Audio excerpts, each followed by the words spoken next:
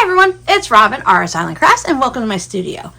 I recently had a request to show how to cut 2-inch squares from a jelly roll strip.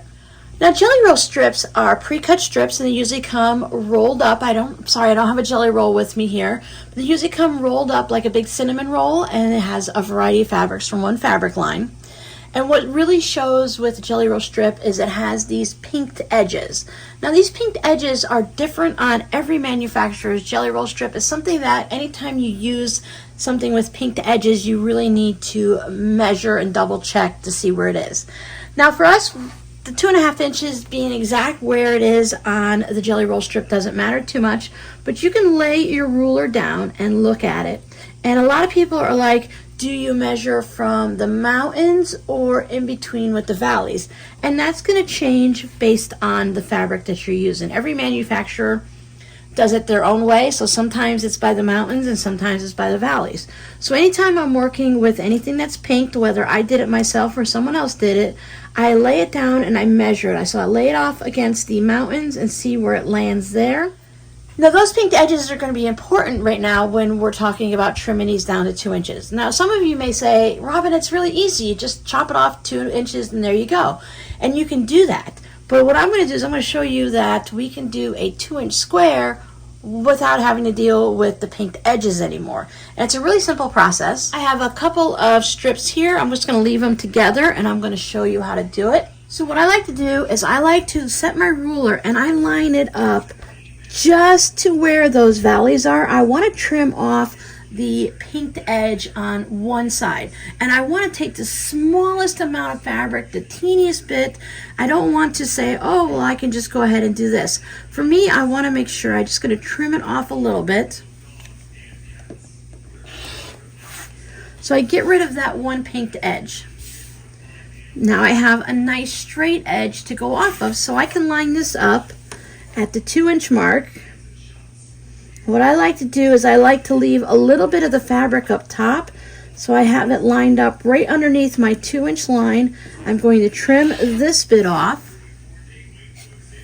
and then I can trim that little bit off the top. So now I've trimmed off the skinniest bit. I trimmed off whatever I needed to, and I've squared off the top since these are scraps. If you have true jelly roll strips that have the salvages on it, you can just trim the salvages off at the top the same way, or lay it to the side like this and trim the salvages off. And now I can lay my ruler down and I can just say, okay, it's lined up at the 2-inch mark here, 2-inch mark there. I have fabric right there, and then I just have 2-inch squares cut from that jelly roll strip. If you don't want to take your full 2.5-inch jelly roll strip and cut it all down to 2 inches, you can just figure out how many squares you need. So maybe you only need 2. So we're going to cut 2-inch squares, and that means I only need to have 4 inches of my jelly roll strip. So I don't have to cut the whole thing. If you are cutting the whole thing, just want to make sure that you have all of the edges lined up, so that if you're going to cut them folded over like this, that everything is lined up so you're going to get even squares. So now I can just lay that down. So I had to bring in a longer ruler so that I don't have my strip folded, just to make it easier. I can also center the 2 inches from my edge of my ruler to the 2-inch mark. I can just make sure it's centered so that I have fabric coming to the right of the ruler and to the left of the 2-inch mark.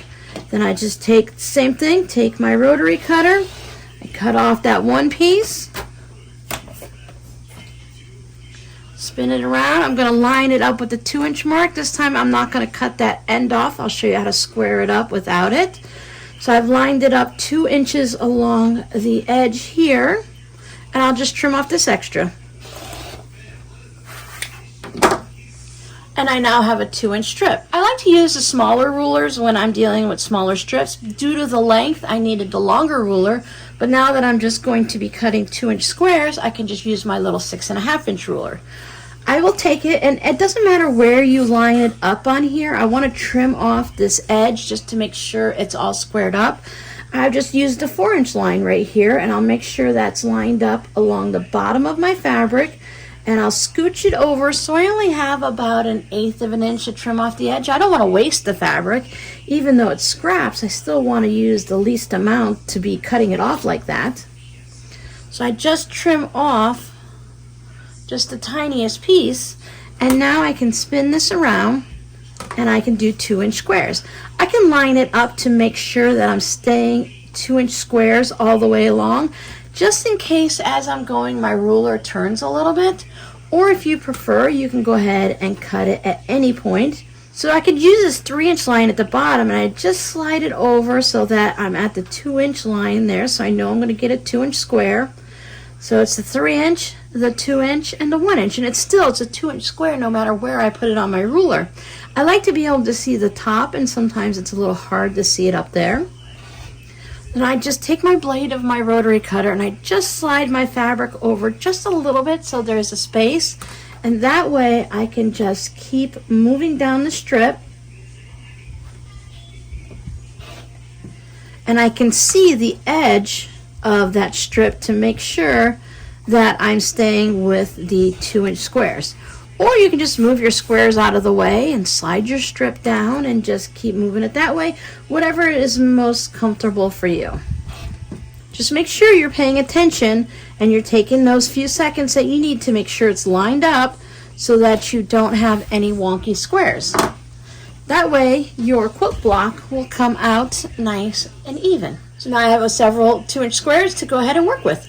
So that's how you take a 2.5-inch jelly roll strip with pinked edges and easily cut it down in 2 different ways to make your 2-inch squares. So I hope that answers any questions you may have on how to take a 2.5-inch jelly roll strip that has pinked edges and trim it down easily just to have 2-inch squares. Now you can do the same process if you have a charm square.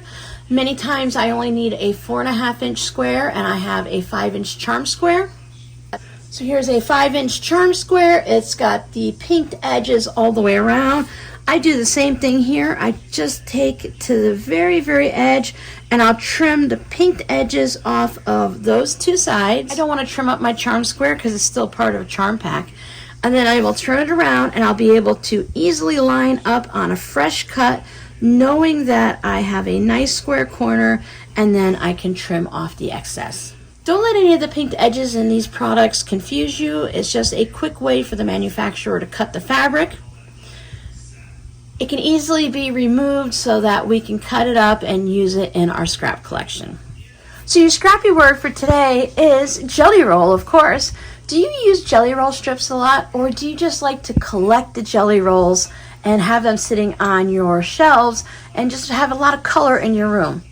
I actually do like to sew with jelly rolls. I think they are a great way to make a quick project, whether I'm making a tote bag or a quilt or anything in between. So thank you guys so much for hanging out with me while I'm playing with my scraps. And remember to always create with Scrapitude. And I'll see you guys in the next video. Bye.